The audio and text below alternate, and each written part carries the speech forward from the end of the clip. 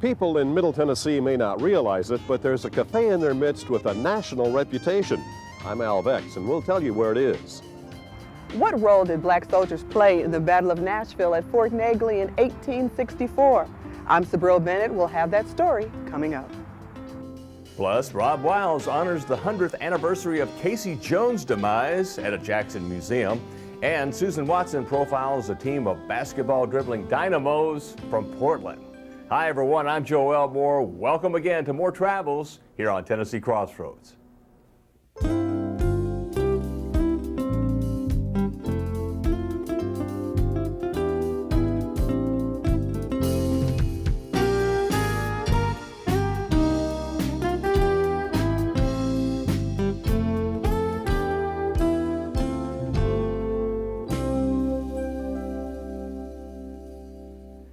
Well, it's good to have you for what I hope is our last show from the edit suite before our set is completed.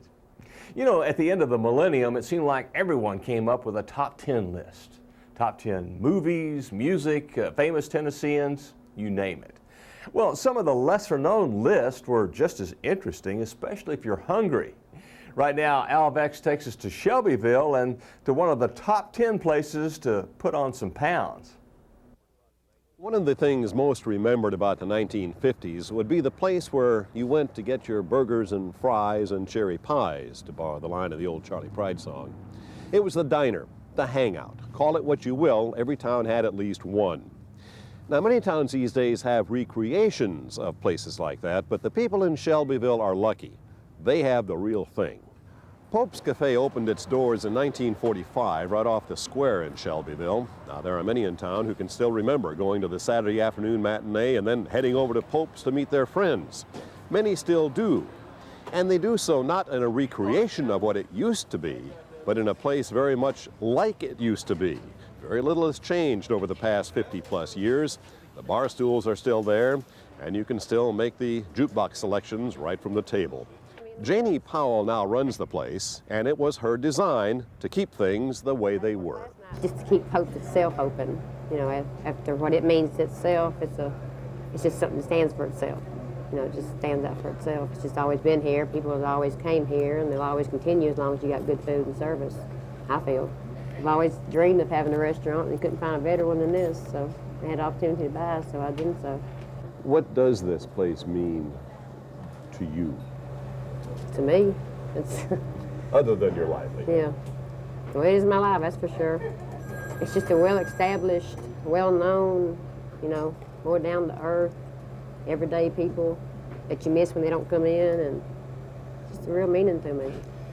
Nothing really has changed much, has it? No, not a whole lot. We had a fire in the front of it back about 9-10 years ago, and it smoke damaged a lot of stuff on the wall, but other than that, it's still the same. Same tables, the wall design. And your menu is? It's basically the same. As it was in 1945? No, prices ain't. Prices are very different. I've got some menus that shows the price difference from back in '54 and so forth up to now. It's really amazing to watch how the prices has changed through the years. It's different prices, but mainly the same foods. These days, Pope's Cafe has got to compete with some national chains which have moved into town, but that doesn't seem to bother Janie too much because she can boast of something that those other national chains cannot. You see, she is on a best of list. Jane and Michael Stern have written a book, Eat Your Way Across the USA. And in this book, they list Pope's Cafe as one of the 10 best places in the country to eat pie. It's a lofty honor and one that Jane takes very seriously. Oh, I was very honored, very, very much honored. Makes me think of Mr. Pope and them, how many years of hard work they put into this place, you know. Because I knew Mr. Pope, Mr. Sudbury personally, and their wives. It just made me think about how much hard work they put into keeping it. Was pie always a mainstay here at the Pope's Cafe? It's one of the main, yeah. It's one of their main. Always has yeah. been? Mm-hmm. And now you're in charge of making that. Do you make all the pies? Oh, yes. You make them all? I make them all. Wow. How many do you make? If I make 2 a day, it's 14 a day. You know, 2 of each. You do it all yourself? I do it all myself. If it means staying after closing hours or coming in before opening hours, I do what I have to do to get the pies made. What kind of pies do you make? Make meringues on coconut, chocolate, and lemon meringues. And I've got fudge, a chess, and pecan. And I've got a Charlie Pride pie. A Charlie Pride Charlie pie. Pride. It's named after a horse back years ago. Don't know what horse or whose horse, but What is it? it's got a pecan crust and a cream cheese, Cool Whip, and chocolate pudding. Is there a secret to your pie making? Oh, it's a secret to everything. You don't tell all your secrets. All right, give me one of your secrets. So what makes a good pie? The patience, of being able to stay right there with it as long as you need to, and know when to come away from it and when to stop with it. And that's when I pray for patience. What's your test to know when the meringue is done? When I turn this upside down, it don't slide. I can tell if it's going to move. It's not moving. It's ready. People will look at that meringue, people who try to make meringue at home, and they never can do that. They ask me all the time, how do you get it to stand up? How you get that tall? It's just knowing when and how much stuff to put into it, and when to stop, and how much to blend, and you can't overdo anything. Have you had some failures, or maybe it didn't always look Oh like yeah, it? oh yeah. Some days the humidity's got a lot to do with how your meringue turns out. Get it in the oven, it just goes. Be honest, Sadie. Are you sick of making pies? No, get tired. I won't lie, I get tired, but no, I'm not. I enjoy it, as long as I see them going out. How long are you going to keep this going?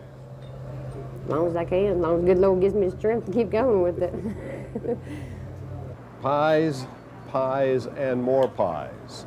You know, for most cooks, one or two is bad enough, but dozens and dozens every week, that's above and beyond the call of duty. But for Janie, the reward makes it all worthwhile. Oh, I enjoy it. I really do, I enjoy it. It's a lot of work, a lot of time.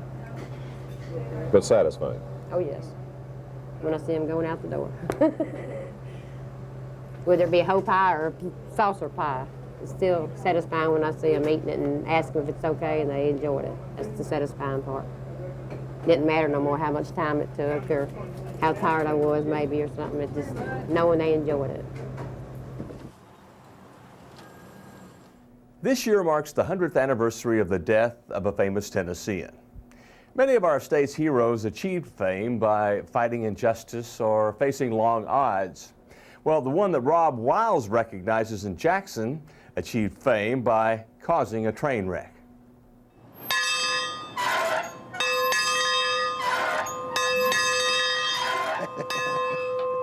I love doing that, don't you? Always wanted to. Oh, and if you come to Jackson, you can go to a place that's dedicated to a guy who used to get to do that all the time. I got to do it one more time.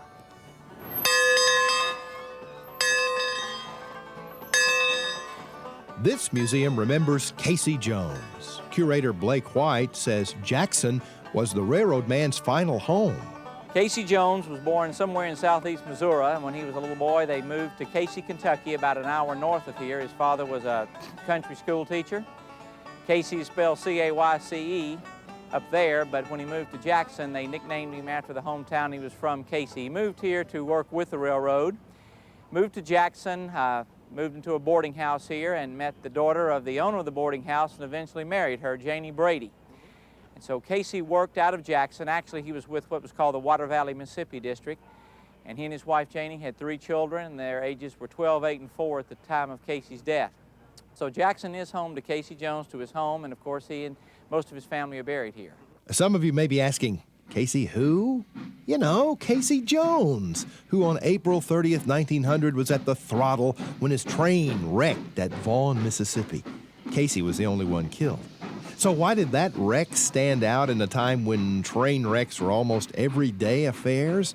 Well, say thanks to Wallace Sanders. What made him famous was the song that an old black engine wiper in Canton, Mississippi wrote about him. He looked up very much to Casey Jones.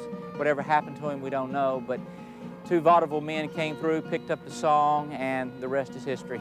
Come all you rounders that want to hear the story of... So Casey Jones was a multimedia star after his death. and personal objects of an otherwise unremarkable engineer became museum-worthy. We have the watch he was carrying at the time of the wreck, which it's set at 3:52, and that's what time the story said the watch stopped, at the time of the wreck. And other personal effects from Jones and his family. And of course, all sorts of train-related things.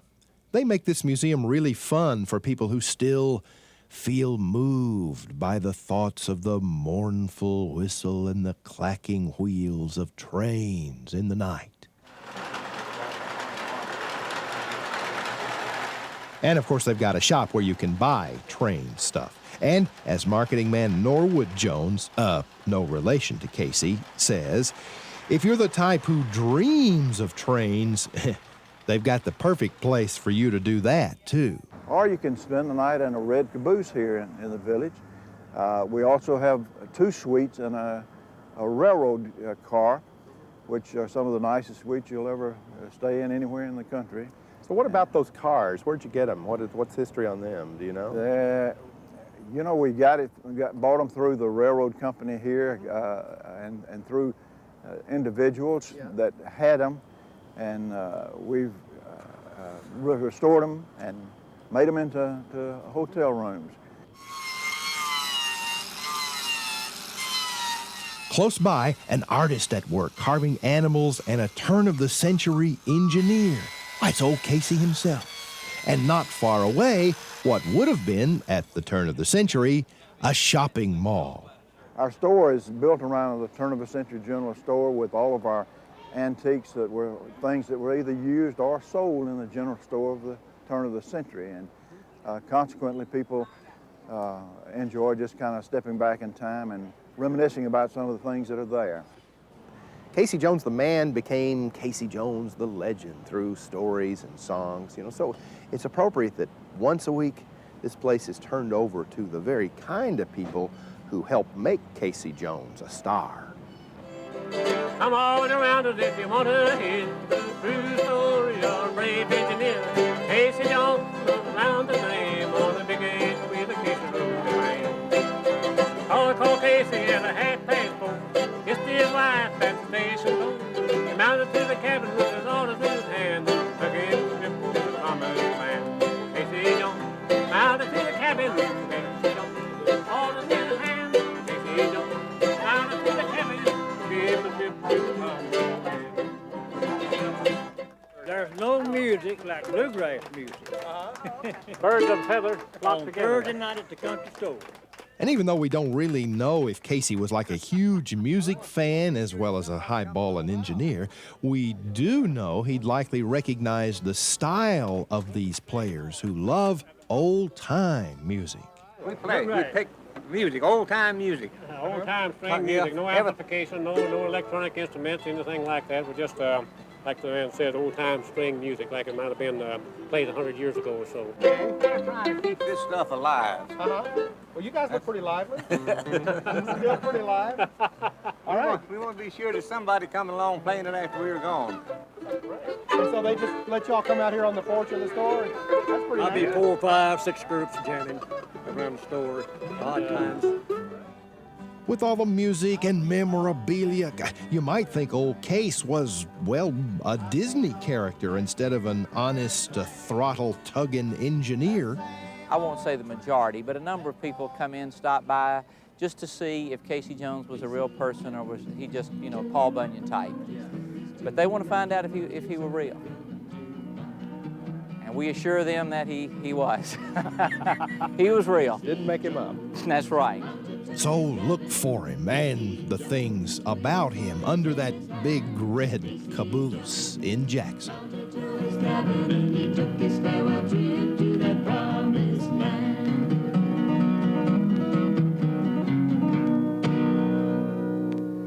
There's an important chapter of Tennessee history that you may not have learned in school. In fact, it's a lesson about a brave group of soldiers in the Civil War that were rarely ever recognized. Right now, let's go back in time to the Battle of Nashville with Sabril Bennett. Let us march on till victory has won. They did march on to win what historians call one of the most decisive battles in the Civil War, the Battle of Nashville. It started on December the 15th in 1864 and ended on the 17th, when General George Thomas's Union Army defeated General John Bell Hood's Confederate Army. They are the black soldiers who fought in the Civil War. Fisk historian Revis Mitchell. The Battle of Nashville is significant to the Civil War, to the history of the Civil War. And certainly the great outcome of the Civil War was freedom for African Americans.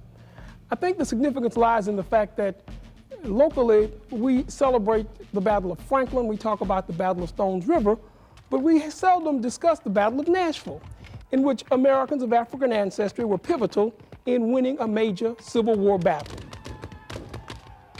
Each year, the African American Cultural Alliance marks the Battle of Nashville anniversary with a program, a reenactment at Fort Negley, and a memorial service. This is a good book. It's called The Civil War, Black Soldiers. In it, it mentions Nashville, great pictures of Nashville, why it was important, and the fact that it says clearly that the black soldiers had a higher rate of casualty than either side, white, either Union or Confederate. So often when people think of Civil War battles and they think of soldiers, they don't think of black soldiers. There's the mistaken idea that there'd be any great war in America and African Americans wouldn't be called upon to fully participate. One of my theories is whenever there's been suffering, African Americans have been more than allowed to have their fair share of suffering. There was a great deal of suffering in the Civil War. It was also manhood. It was a reaffirmation of manhood. When many people questioned the manhood of the African, many who enslaved, these men stood up, they stood toe to toe, and they fought not for a black cause, they fought for an American cause, and they were successful. So for 21 years here in Nashville, we celebrated that success. Through songs, show and tell, and brief history lessons, marking the occasion is a sign that times have changed. There are some 21 markers that denote the Battle of Nashville. It was about 5 or 6 years ago that a marker was erected for Nashville blacks in the Civil War that primarily dealt with the Battle of Nashville. In that battle, some 13,000 USCT troops, the United States Colored troops, were in that battle. They helped the Union Army to build Fort Negley, and before the war was over, they had constructed approximately 23 fortifications in Tennessee. In the last 10 years, I must confess, since the popularity of the motion picture Glory, and much of what you see with the 369th, those black Union soldiers in Glory in South Carolina, is reminiscent of the Battle of Nashville, with one great exception. At Fort Sumter, the Union was defeated. In the Battle of Nashville, the Union won. For the past 10 years, the few but faithful have participated in the reenactment. Brigade Commander General Stevenson, in accordance with orders set by President Lincoln, this fort, orders of this day, numbers 12, 15, and 16. This post is now open and in commission. And salute. 2, dismiss. First time I was here was 10 years ago, and I came out alone because I felt compelled to remember our past history that needs to be remembered. The fact that black troops fought and died in and around Nashville has gone unnoticed for so long, and I feel responsible to the younger generation to pass on some knowledge and at the same time gain some knowledge for myself. As General Hood's army advanced, the black soldiers were preparing by building European-style forts. They were armed with infield rifle muskets to prepare to hit their target. In many cases, they were without shelter in some very cold and inclement weather, and they'd work their shift and sleep right there on the ground. Well, after the fortifications were all built, including this one, the Union Army felt that, well, we've got all this free labor right here, let's just put them into the Army, and they conscripted them right into the Army in the same regiments and in the same gangs that they already were in. But it must have been wonderful. It must have been gallant to know that they were going to aid their brethren in gaining the great American quality. That the Battle of Nashville and those black soldiers accomplished what the American Revolution did not accomplish: freedom for Americans of African ancestry.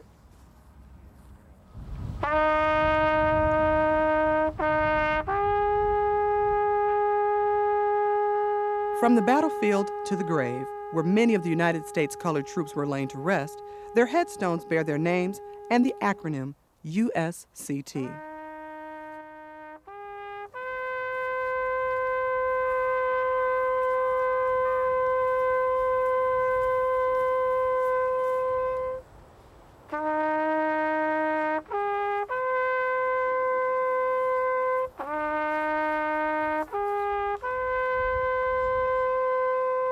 Now, this is a lesson that you may not have learned in school, but Kwame Lillard, Lynn Norris, and the African American Cultural Alliance hope it will leave a lasting impression.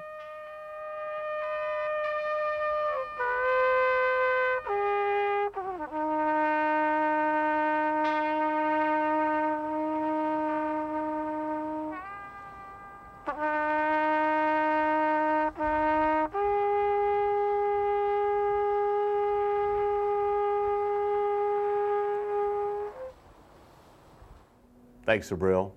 Well, whether it's the NBA or college, a lot of you have round ball fever this time of year.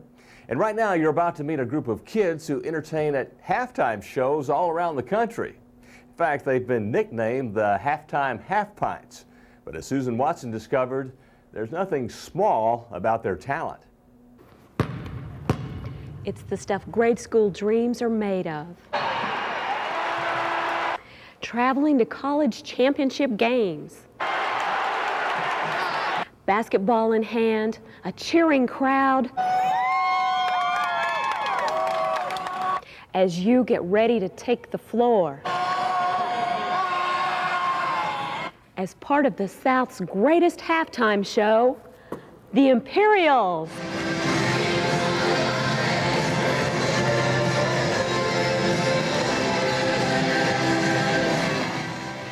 This talented group of ball-handling wizards hails from Portland, Tennessee, but you're likely to see their amazing halftime performance at SEC tournaments and NBA games anywhere from Kentucky to Georgia to South Carolina.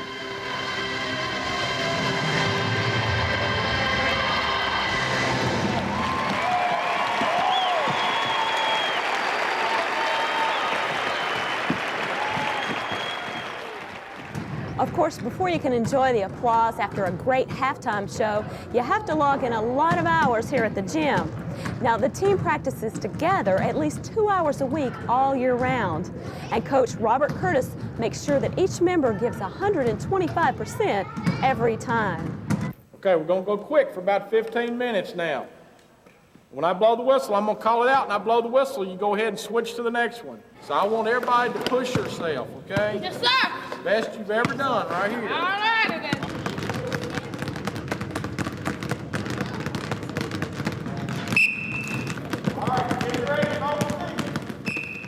If there's one thing that we try and instill in the kids, it's discipline, not only on the floor, at home, as far as obeying their parents, at school with their teachers and with their future coaches.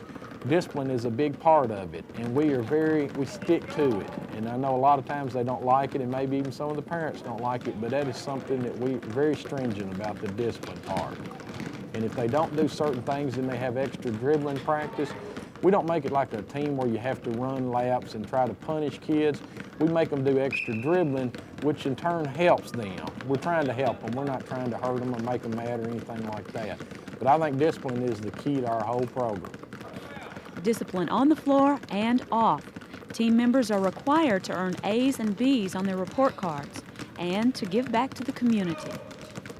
We learn to be good community leaders. The kids are working with different community groups here in town. We do some things with the City Hall and our Chamber of Commerce, and we're trying to be Portland's ambassadors. In only their second year of performing, these 15 kids, 2nd through 6th graders, have taken the Mid-South by storm. They've displayed their skills in front of more than 125,000 people this year alone. And all that experience shows. They know how to deal with pre-showtime jitters. No problem. I'm all excited more than I am nervous. I mean, I don't even think about being nervous. Practically, I don't have time. And how to deal with that occasional embarrassing lost ball. Most of the time, you can't concentrate on thinking, oh no, I lost the ball. You have to go on with what you do. Just think about the moves, what's next, and plan on ahead. And they do plan ahead. Every team member plans to be on a high school team, and some look forward to a professional career. Their experience as an Imperial may be just the edge they need to start to make these dreams come true. Part of our program is getting these kids ready and maturing and be ready so when they get into middle school, they're coachable type kids. And we think that'll give them a big advantage when they go to try out for these teams. Just as the 3 keys to a successful business are location, location, location, the 3 keys to being a successful Imperial are practice, practice, practice. Why, even 4-year-old Wade knows that. The team's ball boy now, this future Imperial, takes practice as seriously as any NBA superstar.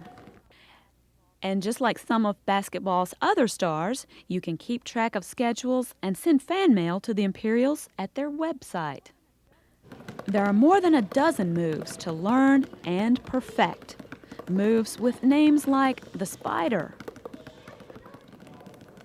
the Hollywood, the 2-ball alternate, scissors, and the corkscrew.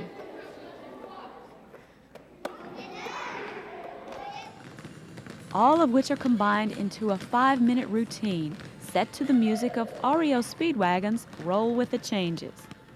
Now, all the kids think Coach Curtis is the greatest, but as for his choice of music, it's not our kind of music. It's the 70s. 70s, 80s, 60s. Okay, so maybe it's not on their top 10 list, but they understand. Most of the songs today, they keep the same beats and stuff, and we have to have different beats to know when to change moves. So, probably that's why he picked that song. It looks like the Imperials have learned a lot more than ball handling this year. They've learned about the rewards of hard work and discipline. And of this experience, they've gained an understanding of their own potential. Everywhere we go, I try to line up different coaches or athletic directors, or like at UT, we even had John Ward, the voice of the Vols, and let people that come from everyday places, small towns just like Portland, tell these kids, yeah, that's where I came from. If you work hard, you can do the same thing.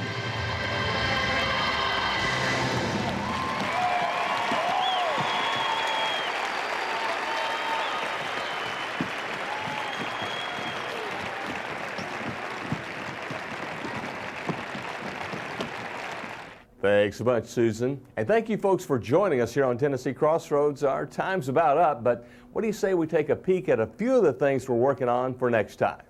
Susan takes us for a tour of the beautiful Magnolia House in Franklin, Tennessee. Rob Wiles profiles a Middle Tennessee craftsman who overcame a disability in pursuit of his dream. Al Vex takes us to the state's oldest business up in East Tennessee, and there's much more. So join us right here for more Tennessee Crossroads. We'll see you next time.